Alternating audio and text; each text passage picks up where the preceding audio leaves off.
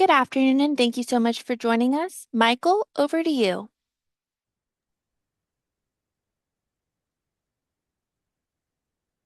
Thanks, Alyssa. Thanks, everyone. Welcome to today's webinar. We're going to be covering data, AI, and cybersecurity, best practices on building secure and intelligent systems in partnership with AWS and Splunk. So thank you to our sponsors. Um, we're going to be sharing insights on breaking down silos across hybrid environments, AI-driven detection, operational compliance and resilience, and also the human factor of actually putting the systems together and maintaining them. Um, Before I introduce my panelists, there's a great study that came out today, or actually yesterday, that surveyed 200 public sector tech leaders across federal, state, and local agencies. And they reported that a third of them had suffered a cyber breach in the prior 12 months, and almost half of them had experienced an increase in cybersecurity attacks this year. So I think it's a really topical session today. So I'll quickly, mention our panelists, and I'll have them introduce themselves. So we have Jennifer Franks, Director of Information Technology and Cybersecurity at GAO, Government Accountability Office. Elizabeth Schweinsberg, Senior Technical Advisor at CMS, and Dr. Jonathan Hines, Staff Enterprise Solutions Architect from Splunk. So I will do a quick go round, starting. Elizabeth, you're actually my first person in my video box with introductions, and just your background on the topic would be awesome. Hi, yeah, I'm Elizabeth Schweinsberg, and I'm a senior technical advisor here at the Centers for Medicare and Medicaid Services, which is part of the Health and Human Services Department. So, my day job is I oversee the Zero Trust program here, built out of Executive Order 14028 and M2209. And, just over the last few years, uh, AI has started to creep into everything. So, also worrying about how that's going to affect our data safety. Thanks. Awesome. Thanks, Elizabeth. Over to you, Jennifer. Hi, good afternoon. My name is Jennifer Franks, and I serve as the director of the Center for Enhanced Cybersecurity at the Government Accountability Office. And my work focuses on evaluating how federal agencies protect their systems and their data, along with their infrastructure, adopting emerging technologies such as AI, advanced analytics, and I lead a bunch of teams that really assess cyber risk, data protection, the modernization of controls. And I look forward today to looking and discussing about the patterns that we're seeing across the federal agencies to really balance that innovation with security and accountability and reliability. So definitely engage with the topic here. Awesome. Thanks, Jennifer. And JG. Yes, hi everyone. I'm JG. That's my nickname. I'm Dr. Jonathan Hines. So I am an enterprise solutions architect, focusing on federal civilian and the public sector for Splunk. And prior to this, I've actually been a government contractor for a long time. So the insights that I share is really coming from, as a former contractor, dealing with government leadership, understanding their challenges, but at the same time, interfacing with many different government customers as well, and then sharing those kinds of insights. Nice to meet you all. Thanks, JG. My name is Michael Crosby, CEO of Leadership Connect. So my day job is not moderating panels all the time. So we're a company with about 1,100 clients across the public sector. So we work with the administration, the Hill, most agencies, contractors, policy shops. We're ultimately a data science company. So cybersecurity and AI is definitely, top of mind, for our company, but we also assist our clients to actually coordinate uh, mapping stakeholders around cybersecurity and AI, especially around policy and contracting. So I love this topic. And so we're actually just going to jump right into it with AI assistance because this is something in our panel interviews. We heard a lot of successful use cases with AI assistance, and we want to give everyone on the call today some news they can use, so to speak, that they can take back to their offices, their organizations. And just before we start, for the audience, any Q&A, please use the chat bot, within Zoom. Also, for those of you getting CPE credits, we'll be popping up 2 or 3 surveys during the course of the webinar, just to make sure you get those credits, because I know that's important for quite a few people within the government. So with that, we'll jump right into it. So how are you using AI assistance around cybersecurity, zero trust? JG, you had some awesome examples in our prep call, so let's start with you. Sure. The really big thing with AI assistants and any type of assistive AI or co-pilot type of AI is it's actually really good at automating workflows, right? When we talk about security remediation tasks and playbooks.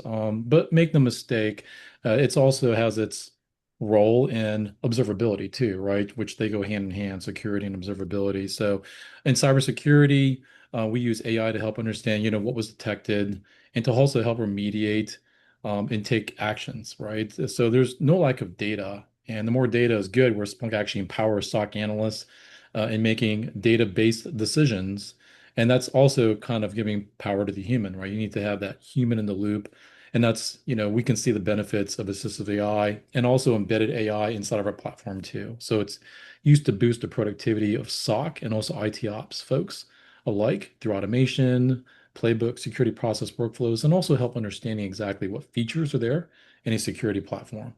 So I'll let Elizabeth chime in if she has anything to add. Yeah, so unfortunately, I don't get to do a whole lot of hands-on technical right now. So I am finding some of the assistants really useful in helping me juggle my meetings. A good meeting, so the meeting summaries are getting pretty good, and it really helps me figure out what I missed and what I actually need to go, like what parts of the meeting I might need to listen to.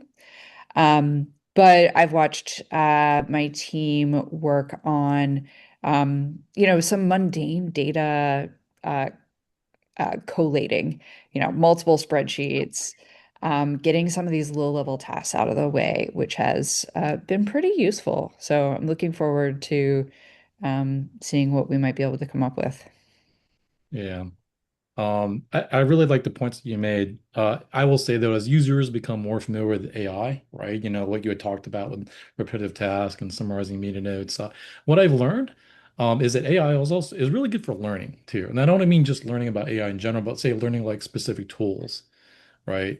So as a former contractor, when I was, working with cybersecurity tools, some of it was very difficult, and AI at the time was not in vogue, right? Nowadays, for example, if we're using Splunk, there's a steep learning curve, or that's the perception, right? But with AI assistance, you actually are in plain language, you actually learn how to write the queries to do investigations, right? Or to understand IT ops, right? Where are the fault tolerance? And those kinds of assistance, and again, in other types of Copilot, makes the learning easier by presenting this in natural language. And it helps boost understanding of these tools and also helps your SOC analyst and your IT ops. So I kind of look at it as a kind of like a partnership, right? As you get smarter about it, then then you can use um, AI toolkits, right, to kind of develop your own models, right? And so we've got something like that also that's also integrated in the Splunk platform where we talk to large language models. So yeah, I like that point.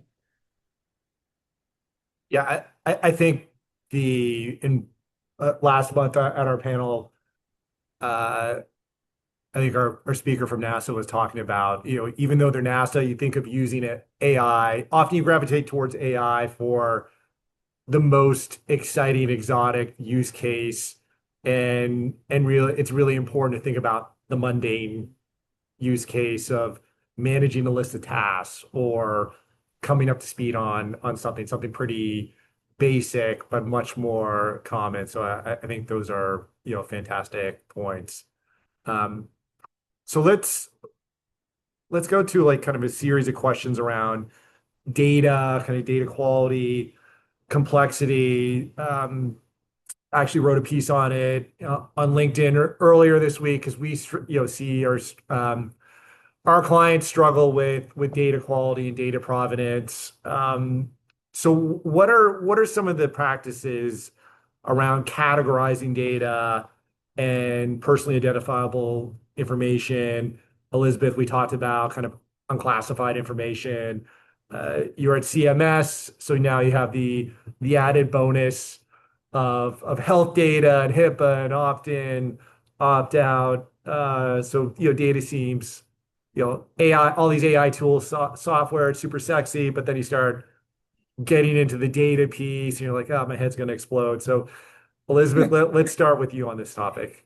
Yeah, I mean, the hardest part of categorizing data is coming up with your categories. Naming things is one of the hardest problems in computer science, that hasn't changed. But from there, uh, humans can do an okay job at it, but they can also do an inconsistent job at it. So we really need the machine learning to help us out here, whether it's built into tools like our email systems, our document management systems that can help us, start applying things like controlled unclassified information tags, because there's the one big CUI tag, but there's also subsets like, is it PI, like why is it controlled, but also unclassified? So PII, PHI, maybe it's contractor procurement sensitive. Is it some sort of financial data? Like figuring out those different reasons is going to be really important. And we can't have either a fully automated option because we need to let humans use their judgment to raise or lower as needed. But we also shouldn't make humans like do all of it. We need to give this is probably it, but feel free to correct it kind of thing. So it's a yeah, it's a little hard, a little daunting to get started. Yeah. And Jennifer, you're at the center of best practice. I feel for the government. What are your thoughts? I don't know about the center of best practices, but what we're seeing really is a shift from static categorization. So I agree with Elizabeth. It does come and fall into data classification area. And we're looking at the risk-based classification models. So it's Mm. not just PII versus non-PII. It's really understanding data sensitivity and the context and how data is used, who uses the data, where it's stored, where it's used. And agencies are aligning their data classification with access controls, encryption standards, and monitoring so that as we're scaling our AI tools and modeling, that those additional protections, we're adjusting the risk-based modeling to protect that data. And what's key is the consistency across the systems, especially as we move the data across these different environments. That's great. Thanks, Jennifer. I would say our experience, we work with massive amounts of data for people to consider is just the evolution of categorization. So I can give a specific example around policy data. So 4 or 5 years ago, you'd be talking tech policy. Now you're talking, a year ago, 2 years ago, AI policy. Now it's autonomous vehicles. Then it's commercial autonomous vehicles using LiDAR or radar. So like the policy, like the data classifications, I feel have to evolve over time in many data sets. And then you have to recognize who's doing the categorization. Are you using a model to do that or a human? Because those weigh into the complexity of the system. It's certainly something we have to deal with um, every day. One thing, Elizabeth and Jennifer, we talked about training data in building out, models, and certainly at our company, we spent a couple of years building awesome AI pilots that scaled into pretty junky implementations. And looking back at it, I would say a fair amount of that had to do with training data. Elizabeth, what are your thoughts on this? Yeah, I think more about training data than your average does, or your average person probably does. I mean, it'd be good to use real stuff, but you often have to share it, like when you're training somebody else's tool, you have to share it with somebody who might not need to see it. But it needs to be close enough, but it's hard to de-identify things. So we've been working with a product for our email and document center. In addition to having to provide explicit examples, they also wanted negative examples. So then we had to get into like really think about like, well, what does it mean to be something controlled unclassified information that is not PHI and is not PII? And then also PII and PHI overlap a lot. Um, So like how do you like tease those apart to get it the right one? And then all PII is created equal. Email address, phone number, technically PII. I put it in my email signature because I want people to like call me. Well, actually, no, I don't want anybody to call me. Please don't call me. But people need to be able to get in touch with me. So, and my email is also like, in the header. So they know who the email came from. So that's one of the times where I'm putting it out there. I want it distributed, but I don't necessarily want a list of every CMS employee, and their email addresses, dumped on the internet. So it's the context of PII matters. As we were training this specific tool, I was actually surprised at the small amount of data that was needed because it was a commercial tool that was already trained in natural language processing, already knew what emails were, had some vague ideas, actually didn't need trained on the PII and PHI barely at all. We only needed to provide like 500 positive examples of each of the different categories and about 3 times as many as the negative ones. I was a little surprised it was that low because in the past I've been told that like, oh, my 300,000 log lines aren't enough to really do serious ML on. So it's interesting how that has evolved. So excited about that part too. Jennifer, what are your thoughts on this? Uh, Similar, I think about training frequently as well. It's the crux of how we move the culture forward. And it's really important because not everybody understands the value of training in this environment. Not everyone understands why the data is used the way it's used or why we need to secure it and protect it in the way that it needs to be protected. And data for any organization is the utmost, most critical resource for that enterprise. So we have to continually practice good cyber hygiene and really educate people on why that is needed. And that's just one of our biggest challenges as we move forward. And that's maintaining that quality of data and our governance structure around those training models. And what we're seeing across the government is that agencies don't always know where their data originated and how it's even being modified and used and manipulated over time. And as we're thinking about building use cases, I saw the first poll go up and, thinking about the pilots and exploring and testing use cases. This is going to be coming critical for AI. We're going to have to see and understand how data is used to understand the biases and the issues with ethical implications of data and the completeness and labeling or the misuse of labeling in the data. And agencies that are going to be doing this very well are still going to have to make the necessary investments to increase and enhance their data governance processes. But there's going to be agencies that are not going to have the tools and the techniques to do this very well. And they're also going to have to strive to increase and fix their environment before their models are deployed so that they don't have these biases and lack of completeness in their environment. It's really interesting. You kind of foreshadowed our next uh, topic on accessing data from multiple sources. But Jonathan, do you have anything else to add on training? Because I feel Splunk must be viewing kind of a large, swath of like use cases and best practices. Anything to add on this question? Yeah, and I really like all the points that Jennifer actually made here. It's a tough act to follow.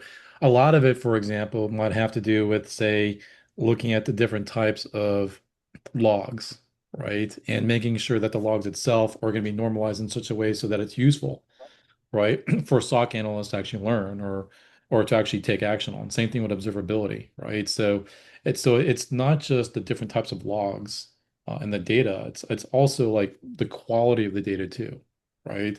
A lot of log files, because they're unstructured, they have to go through some sort of normalization process, which we call SIM, right? The Common Information Model. But a lot of the times, we don't have a model for every single thing, right? And that's where you take that judgment call and see whether or not the data is it of good quality? Can we take action on this data? And so there's definitely not a lack of data. It's just a matter of, is there a lack of really good data all the time? Is it consistent? And to Jennifer's point too, right? A lot of agencies, the data in of itself, it might be there, but a lot of it falls onto data management too and their governance. Like, are they getting the data? Are they collecting? Are they actually using it and looking at it? And so that also plays into like training as well. When we talk about getting the data, is it useful, right? Is this good data? And it's something that's ready for AI, right? AI readiness, can you use it to actually teach your models as well, right? So that's all part of the training discussion with data. So yeah, that's all good points. Those are just my 2 cents. And then maybe we'll stay with you, Jonathan, on the accessing of data from multiple locations. So you kind of have the physical locations of on-prem versus cloud, but then organizational. You have agencies, you have your supply chain, you have your users, if I'm thinking of CMS or Veterans Affairs. Agencies can sometimes put information in silos, and I think that's Latin for agencies that don't want to share. Maybe don't look that up. But like, what are best practices around just the accessing of the data? So I like that question a lot. And the reason being is because that is what I call more of an architectural question, right? That's data residency, right? And let me point out, right? Data residency is architectural, it's technical, has to do with the controls, versus a data localization, which is like the restricted access, right? And data sovereignty, right? Which you actually bring into the fold legal jurisdictions and laws, right? That's subject to a different country, right? And their standards. So when we talk about data residency, when we talk about the architecture, like some of the best practices is whether or not, can this data be searched remotely, right? So like in Splunk, everything has to be indexed or ingested. That's not true these days. We can actually use Splunk to actually search remote data sets. Can it be searched and can it be accessed remotely? So one of the best practices is just making sure that your data, right, your sensitive data, is safeguarded, right? There's a lot of security in there. It's restricted access. Only authorized users can access the data, right? But with AI, which let's brought up humans, right?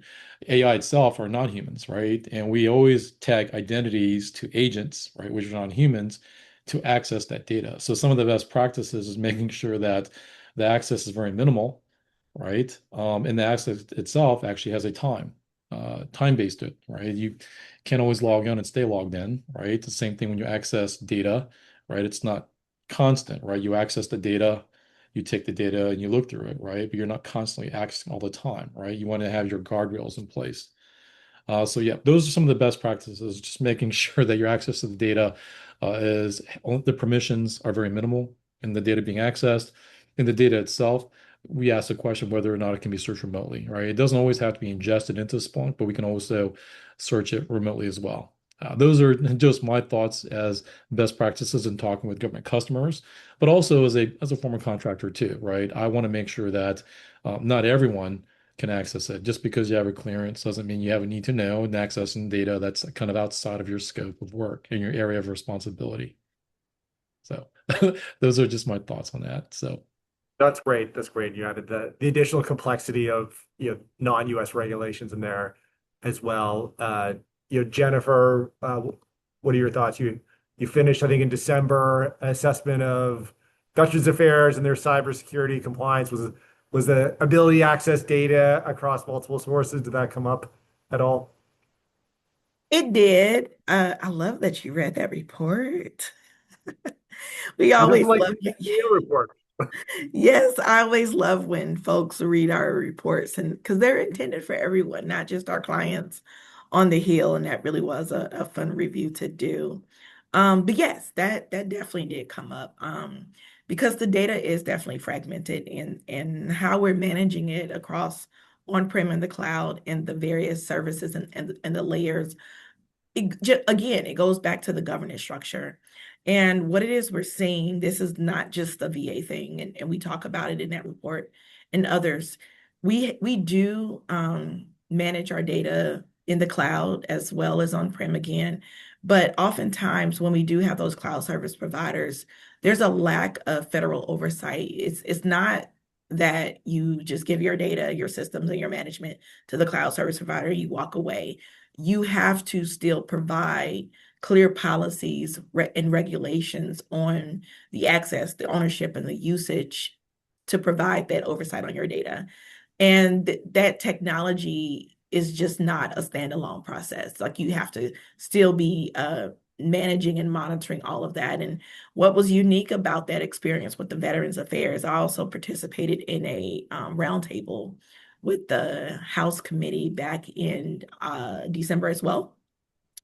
And in that conversation, listening to veterans working groups, there was a lot of communication from various industries who are recipients of veteran services, and they had concerns with how their data was being utilized or managed in these different environments. And now thinking about going into AI tools and technologies, how things are being accessed, educating the even users when we go to websites and we're having to opt in or opt out, educating them on what that means. The common user didn't really understand what either meant. But for those of us like us who live in this world, I know what an opt-in is and I know what opt-out, but they did not. And we do have to train our AI models. We have to train and put data in the cloud. We have to still have repositories in data centers to have backups and contingency plans, but letting the users understand all of the implications of what this means and how we're using their data, whether it's in transit or at rest, is so critically important as we move on. And that is what we were kind of bringing some light to. And in that shared conversation is what we found out more of what the American people really were interested in receiving as well. That's an awesome point on the education and training part, because like so often we think AI, cybersecurity, it's all technology all the time, and we kind of forget the human element of bringing the data contributors and users along for the ride. Elizabeth, what are your thoughts on this subject? Yeah, Jennifer makes a great point about when we write so that us practitioners understand it, our audience might not. And being able to put things into plain language and context is really important.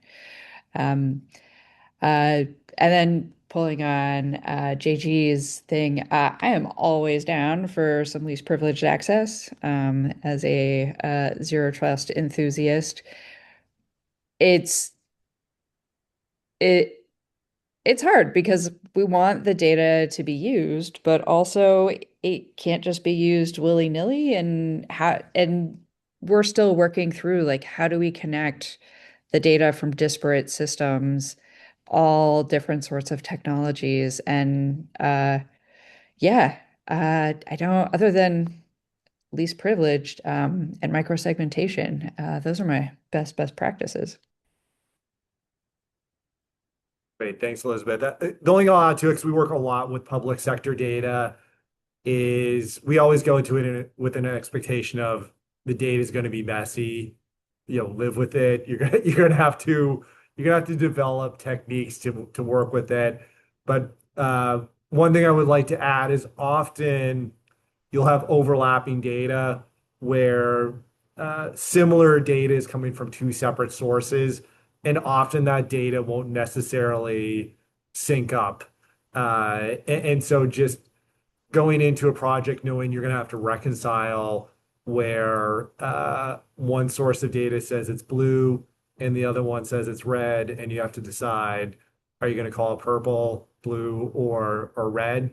Kind of being prepared for that. We deal with it. I mean, we're going through a project right now on facial recognition of congressional hearings, and just the data is coming from multiple sources. It's kind of messy, and now we're dealing with certain members of Congress will use AI to improve their appearance on some of their photos. So then that's another set of data that you're pulling into things. So just something to keep in mind is having to reconcile similar or the same data when I when you're agree. essentially getting different values.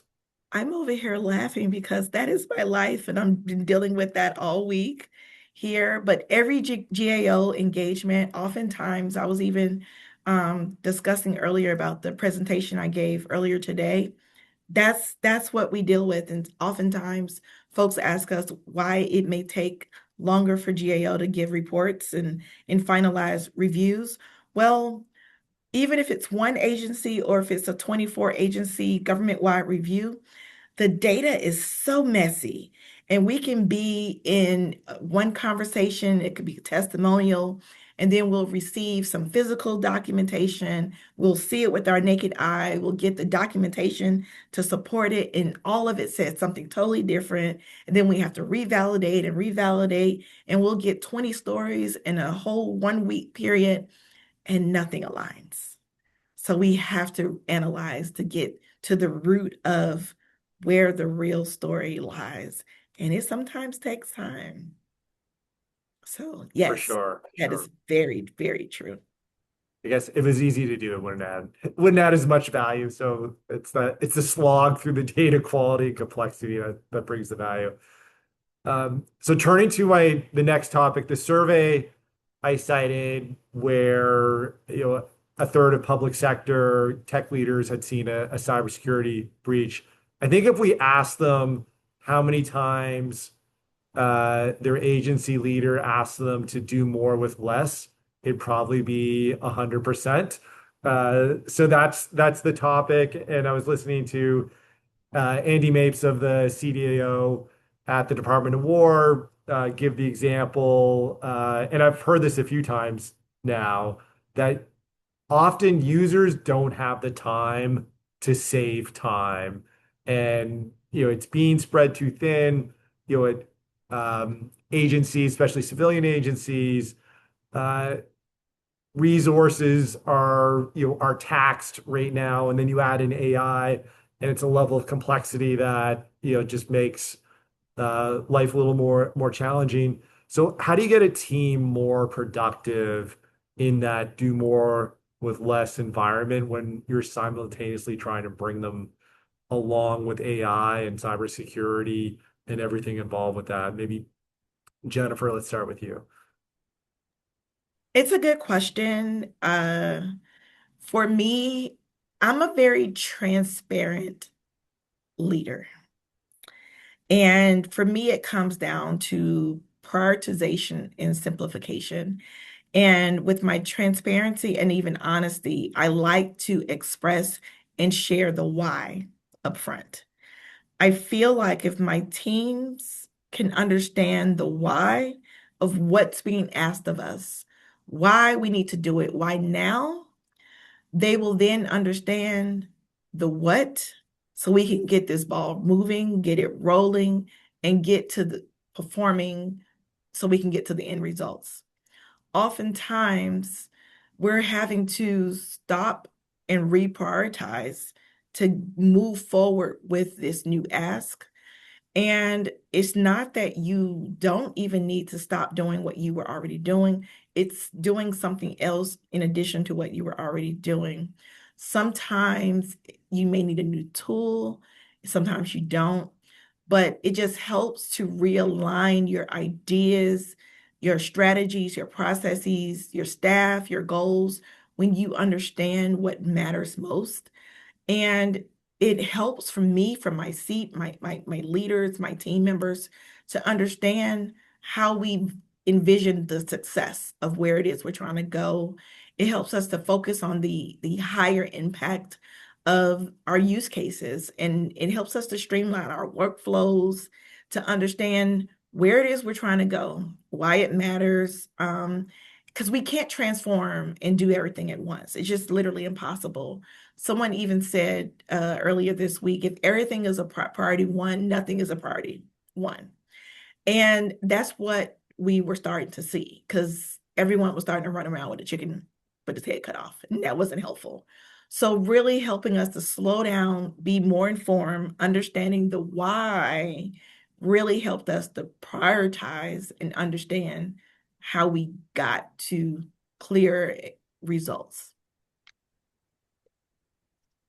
That's great. Thanks, Jennifer. And Elizabeth, what's your more with less best practice? Yeah. So I think actually, at least for a little bit, you need to do less. It is really hard to learn new things, new techniques to when you are constantly bombarded with new things that somebody needs done right away. And we have the ability to remove some of this toil, mundane manual tasks that actually don't need a human decision. Um, and we could remove that through automation with AI or just regular automation, but we're not going to be able to get to the freedom and the creativity we need to like learn it and like figure out how we're going to apply it unless we have the space. So, yeah, for at least a little bit, I think we need to do less and have leadership help us figure out what they are going to be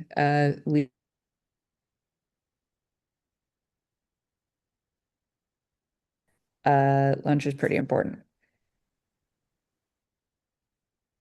Thanks, Elizabeth. We lost you for the last 5 seconds there, but we got the gist of it. Or do you want to just repeat Oh, it? no, I need to repeat my joke. Yeah, yeah. Our leadership needs to tell us what they want us to do less of, and it better not be lunch because I'm not giving on my lunch break. No, that was worth repeating because we missed the joke part. We just got the serious part. Jonathan, so Elizabeth gives a really interesting perspective of actually doing less for a period of time. Jennifer, the perspective just being very clear on the goals and the focus of an organization. You have the purview sitting at Splunk of seeing all kinds of successful and maybe less successful implementations. What are you seeing, JG? Those responses, first of all, +1 for Elizabeth, right? I like the idea of doing less, okay? Let me give you my perspective in terms of like, if I was a former contractor again, and I was actually tasked to do some technical work, right? With AI, a good starting point is understanding like how do you use AI itself, right? So let's just break it up in two parts, right? There's the generative AI. So when you do prompts, and again, I call for responsible AI, which also means responsible prompting. Okay. I would, the old me used to be more so like when I was given a task, like, hey, how do I stand up a cloud stack, right? How would I go ahead and implement these things? Now with AI, it's a little bit different. Then the mindset is shifting towards like, how do I describe exactly what do I need to be built inside of a cloud stack running an AWS US East 1, right? With these particular requirements, how do I write my prompt and have AI give me the infrastructure as code template for me to actually look at, review, and build the cloud stack? Okay. So you go from like, how do I actually go do this, right? And we go with less by prompting the question, and then having that generative AI come back to us and actually do these things as infrastructure as code, right? Now, the beauty of it though is that you end up doing more if you have to do it manually because you have to troubleshoot. It may not be working. Your permissions may be off. At least permissions are maybe just not there. It's just maybe too permissive, right? But with infrastructure as code, you can write the prompts to say, I want it to have this kinds of permissions. I need to have these S3 buckets. It has to have these policies in this region. So you're actually doing less, right? Because you're not actually building it and troubleshooting it. You're actually prompting and it comes back. And so you actually are given the power to take a look at the code and then build your cloud stack, right? That's just an example. Now, the beauty of it though is with infrastructure code, a good false example is that it can be versioned, right? There's versions of it, and it can be consistent and it's baselined. Those things used to be very hard tasks if you have to do these things manually. So I like the doing less, right? By having AI actually automate those tasks as well. And as you get smarter, you can actually go forth and play around with AI toolkits, right? We have that in Splunk too. You get smarter with it. Again, you're developing that kind of partnership with AI, right? Again, which is non-human, right? So there's an identity tag to it. So you have to give it just the permissions that it just needs. But at the same time, using a generative AI, right? You're asking advice from it. I'm prompting you, okay? So you're getting advice from it, right? And when you execute it, that's when you have agentic AI, right? That's actually executing the tasks, right? And they're very specialized. So I really like Elizabeth's comment, doing less with more. So yeah, that's just one example. And I would actually say that's maybe a best practice that AI and cloud are going to be somewhat merging together. It's not enough just to be a cloud architect or cloud engineer.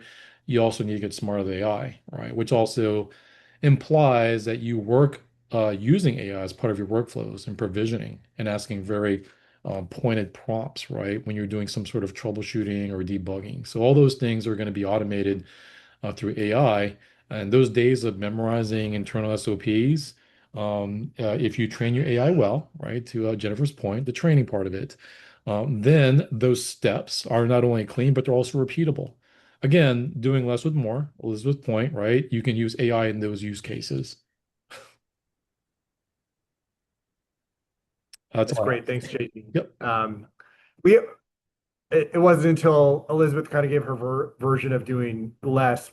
We do something similar, a little bit different wrapper. So we actually give our developers most of Friday afternoon to kind of experiment and play around with AI. So it's technically less with more, where they're kind of dedicated, do your job, daily grind work week.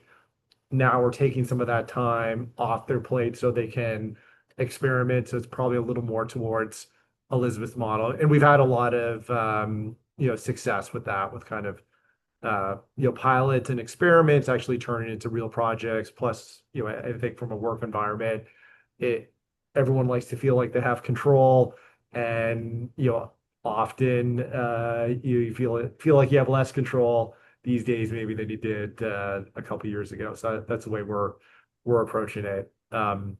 Speaking of less control, escalated vulnerability is our next topic. I think there's been a lot in the news about successful cyber attacks or unsuccessful, depending on whether you're on the receiving end or the committing. And I think part of that might just be the media publicizing more of these, but certainly there's been some serious attacks over the last few weeks. You know, Elizabeth, is it just business as usual where, hey, we always have to worry about this stuff? Or are you actually doing something different or thinking about doing something different, now that we're in kind of certainly an escalated threat environment? Yeah. I don't think it's actually business as usual. I think there is there's at least an increased volume, even if some of the other risk factors haven't increased. So, we're doing some of the very basics, like reminding users to be careful with unsolicited emails. Um, uh, as for like around data and AI in specific, other than making sure that we're watching pretty well at the border, we aren't doing a lot different. So most of our staff use our in-house AI system rather than um, uh, one of the public name brand ones. Ours is a name brand underneath, but this gives us a little bit more assurance that unauthorized people aren't gonna get in because uh, we've moved some of the focus to the authentication layer, the network pillars, where we're a little bit more mature to make sure that folks aren't getting in from the outside.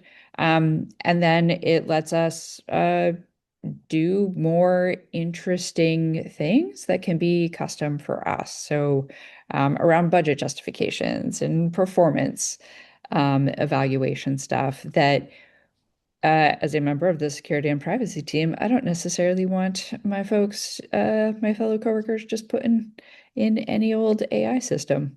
Um, yeah. How about somebody else? Jennifer, I was seeing almost everything the GAO is putting out this week on the budget, DoD, quantum computing, referencing cybersecurity. Now could be an amazing internal marketer at GAO, or are they really taking it seriously? What are your thoughts on this subject? So I personally haven't had any reports come out this week. I've been focusing on internal GAO cyber. So that's always good too. And I agree with Elizabeth. It's not necessarily business as usual. Threats are increasing, and that's for all of us. We're maintaining our increased monitoring posture, but we've been here for quite some time. It's one of those evolution of cyber threats where at the beginning of a calendar year, usually after a holiday season, you get a lot more increased activity. So what's important right now is making sure that we strengthen our fundamentals, again, increasing the education around the identity management, how you're authenticating into your environment, enhancing that zero trust. You are who you say you are, and you do need that access that you say you need the access to and for, and looking at those access controls and strengthening the access controls and having visibility across your network and making sure that the SOC specialists have the tools that they need to really enhance their detection capabilities, so that we can really layer those monitoring capabilities in all aspects. And that's really what's been helpful. Internally, we're actually going to start um, a series of educational tools. I think organizationally, a lot of enterprises do like every year. Once you come into an organization, you take the training when you get there, and then annually you do a refresher. We're going to start rolling out a more regular cyber hygiene type of training, so that you are aware and that you help us to be aware of what's around you in a hybrid environment, so that if you see something, you say something, that you're not clicking on these links or you're not going to these malicious sites. We don't allow people to plug in things and go to so many different areas, but you just never know. Internet and browser security risk are always impacting environments. Vulnerabilities are coming in the emails of sorts of, so we're going to continue to educate and just help people to be reminded to stay vigilant. That's great. Thanks, Jennifer. And Jonathan, you have a probably really cool perspective. I mean, AWS losing a data center in the Gulf is kind of the ultimate cybersecurity threat. But are you seeing an elevated risk these days, and anything to add over Jennifer and Elizabeth? Yeah, I love their comment. It's certainly not business as usual. Okay, so I see this a lot because when I talk to different, public sector customers, right? There's always it's not a one size fits all, right? The one thing I have noticed though is that I think to really have a good posture, you need to have very strong governance, especially around AI. So one of the things that I've been asking about is like, hey, what use cases do you have with AI? And some of the responses are very inconsistent. Some of it is more so like, well, we're experimenting with it. But there are indicators that the governance is not concrete about how they use AI. And so that kind of is somewhat of a rising trend of it used to be shadow IT, now it's shadow AI, right? That's kind of like the new terminology these days. And exactly what is it, right? Well, we know that AI, we've already established that these are not humans, right? These are non-human identities. The old nomenclature was service accounts, right? Where you give it permissions, but you hope and cross your fingers that the permissions you give service accounts, and now the new term non-human identities, which are your agents or AI tools, right? Also have the least amount of privilege too. Now, the reason why that's a concern is, well, it's an increase in your attack surface. Okay, so with more data that's being out there, there's no lack of data, right? You have repositories of your data, right?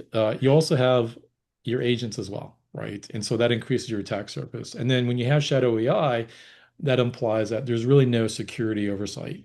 Okay, so not only do you question whether or not the least privilege is there, you're also questioning like, well, no oversight, who actually owns these models, right? These are unauthorized usage of models, okay?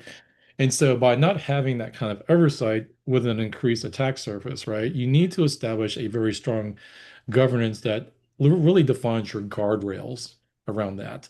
Because not every person, I mean, in shadow AIs, again, it's implied you're not registering your agents, right?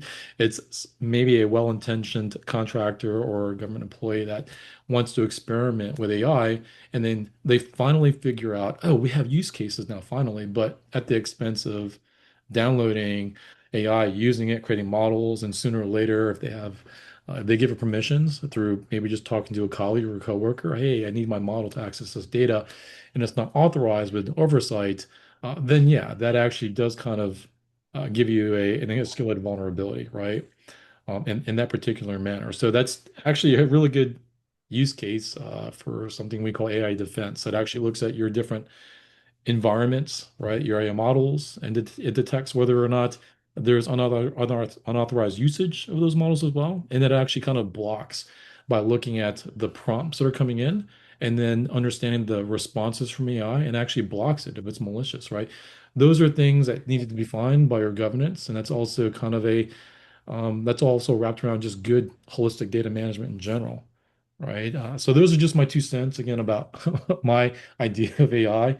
But Elizabeth and Jennifer's points I think, are spot on. I mean, they're all good, all very good. Yeah, I love shadow AI. That's awesome. I think that's one I'll definitely use going forward. And Jennifer, you bring up the phishing emails. It's old school, but sometimes you think you really clicked on that Maldives domain. Come on, but It's old school, it but people are still clicking. They still yes. click. Yeah, I do want to make a point though. Now there's something called zero click threats, right?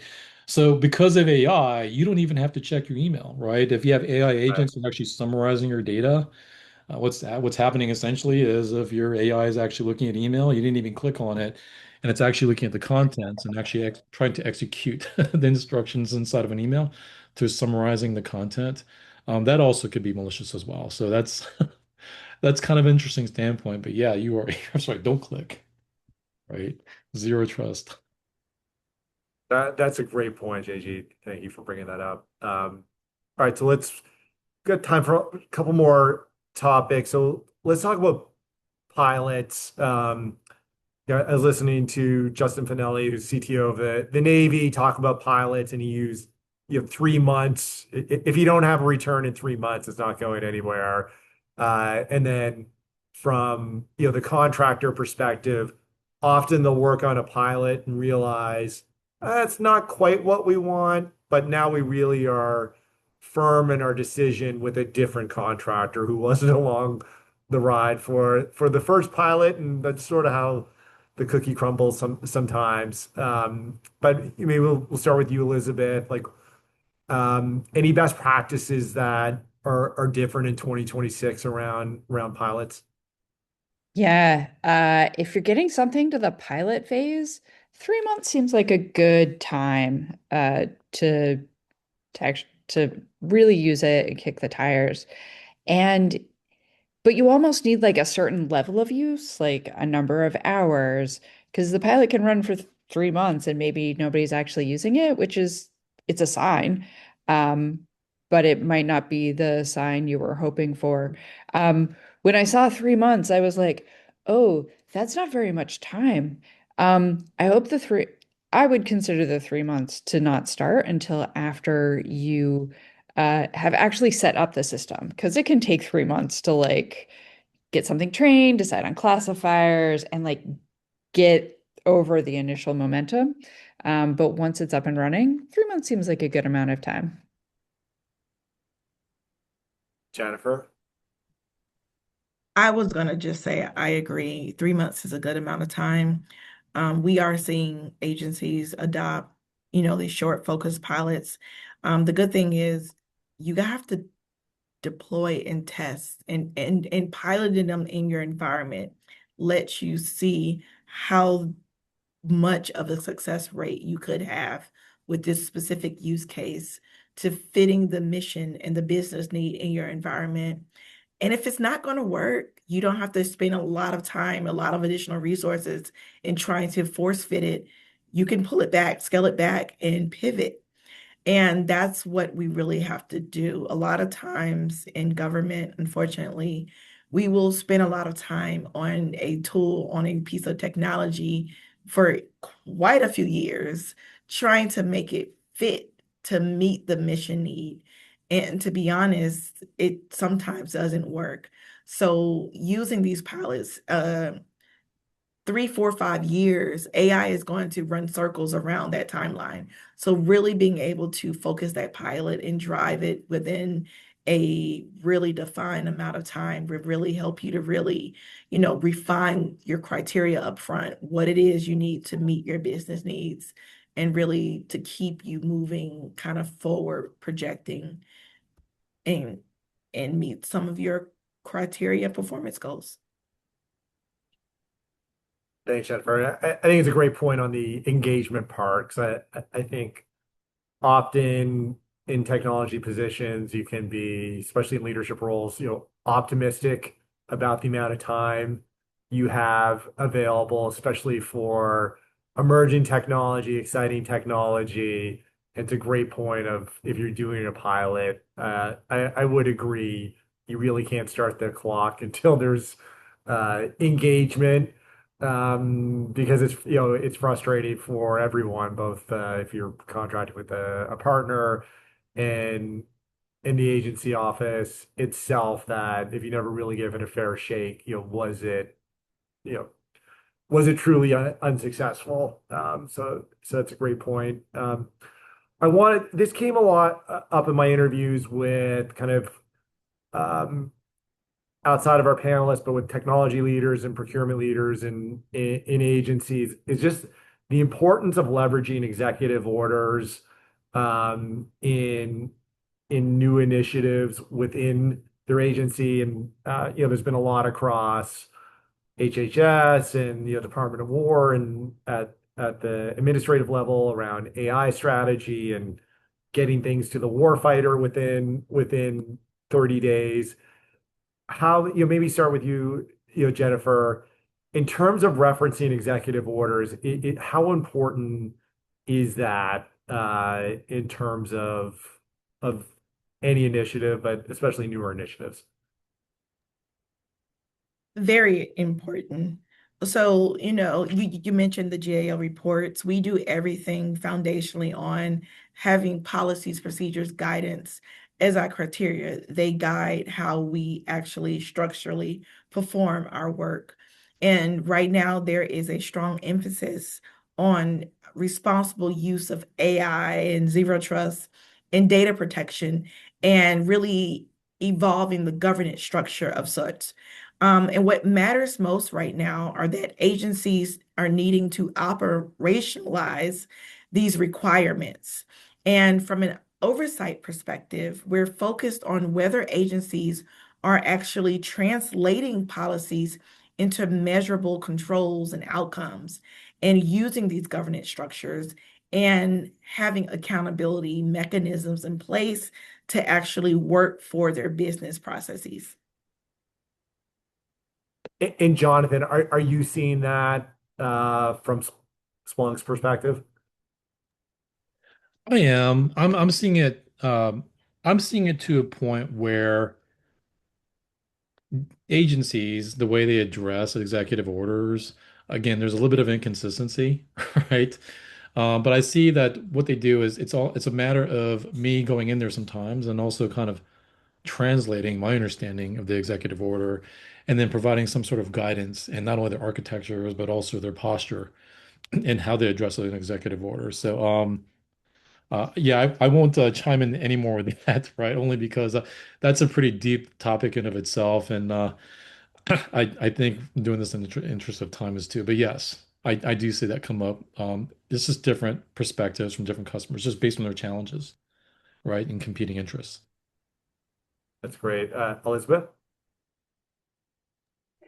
Uh, yeah, there's a getting from an executive order to actual implementation can be tricky because sometimes the executive order paragraph's like that big, and it doesn't give you a lot of details, and it can take months for the powers that be to like put out more specific guidance. So it it can be really hard to fulfill all of the expectations.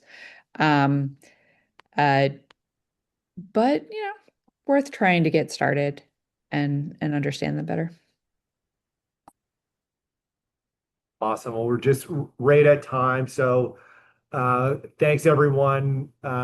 Elizabeth, Jennifer, JG for being on the panel. Thanks to Splunk and AWS for being our sponsors. For everyone on the call, we'll have a rebroadcast of this available in a write-up for everyone who's registered. Really appreciate everyone's time today.